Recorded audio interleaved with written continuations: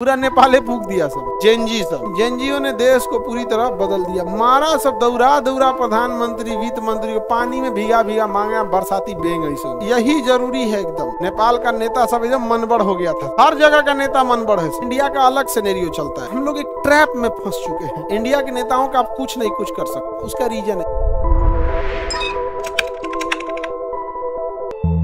आप नेपाल की मुद्रा इंडिया ले आके दीजिए और वो सस्ता हो जाएगा। नहीं हो जाएगा, 100 रुपया लाएंगे या 80 रुपया हो जाएगा, 60 रुपया हो जा रहा है। अभी तो फूक फाक दिया सब, तो और डाउन हो रहा है। पूरा नेपाले फूक दिया सब। जेनजी सब कौन किया? जेनजी। लेकिन जेनजियों ने देश को पूरी तरह बदल दिया, मारा सब दौरा दौरा प्रधानमंत्री वित्त मंत्री को पानी में भीगा भीगा मांगा बरसाती बेंग ऐसे।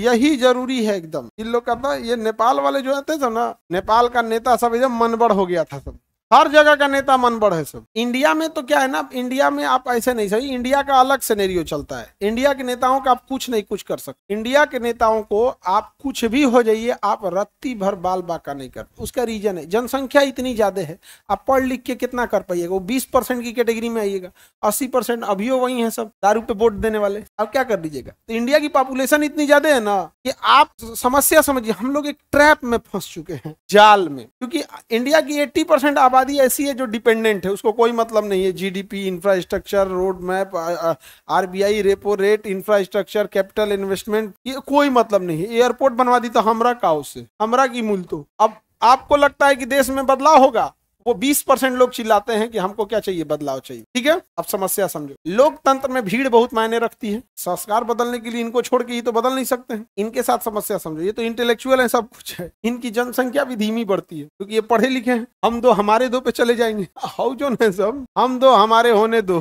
तो ये जो ट्रैप है ना, ये जो जाल है, ये कभी खत्म नहीं होगी। ये हमेशा कहेंगे कि बदलाव होना चाहिए, विकास होना चाहिए, रोजगार होना चाहिए, इंफ्रास्ट्रक्चर डेवलप होना चाहिए, चाइना को टक्कर देना चाहिए, स्पेस टेक्नोलॉजी में होना चाहिए। वो कहेंगे ये स्पेस कौन जाता, ये कहेगा कि नहीं हम लोग को भी स्टारलिंक की तरह सैटेलाइट छोड़ना चाहिए।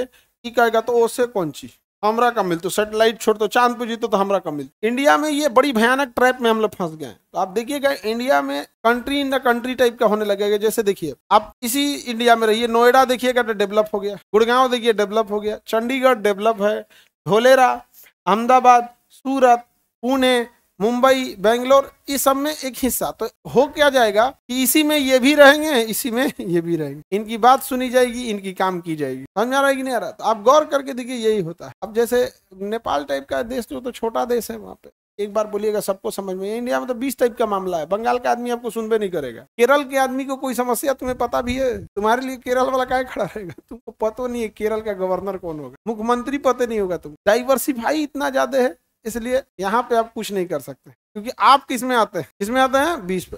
ये जो इंटेलेक्चुअलिटी वाली बातें की जाती हैं कि बदलना जरूरी है, ये जरूरी है, वो कौन करता है?